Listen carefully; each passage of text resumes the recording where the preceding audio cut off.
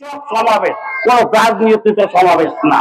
আমরা আপনারা বলবেন আপনাদের সমস্যার কথা, আমরা সেটা শুনব। রবিবার ২৬শে জানুয়ারি বিকেল ৫টায় তালা উপজেলার ৬ নং সদর ইউনিয়নে আগলঝাড়া ভায়রা সরকার প্রাথমিক বিদ্যালয় প্রাঙ্গণে বাংলাদেশের সংখ্যাগরিষ্ঠ কৃষক জনগোষ্ঠীকে সংগঠিত করার লক্ষ্যে সারা দেশে ৩ মাস ব্যাপী ইউনিয়ন পর্যায়ে কৃষক সমাবেশের অংশ হিসেবে সাতক্ষীরা জেলার তালা উপজেলার ৬ নং তালা সদর ইউনিয়ন কৃষক দলের উদ্যোগে কৃষক সমাবেশ অনুষ্ঠিত হয়েছে।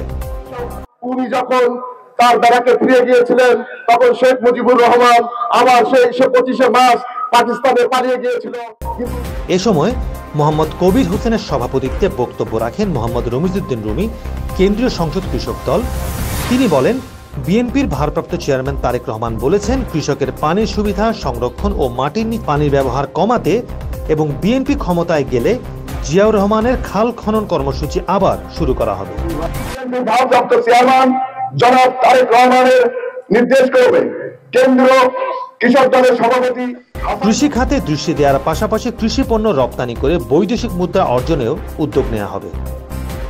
এ সময় অনুষ্ঠানে প্রধান অতিথি হিসেবে উপস্থিত ছিলেন মোহাম্মদ মহিউদ্দিন খান শ্যামল, সহ বন বিষয়ক সম্পাদক কেন্দ্রীয় সংসদ।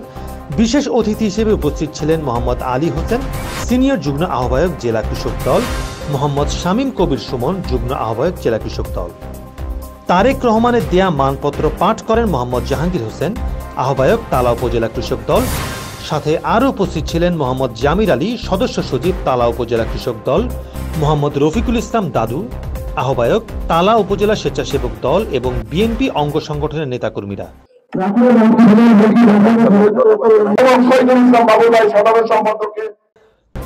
সে সাথে আরও উপস্থিত ছিলেন সাধারণ কৃষকবৃন্দ।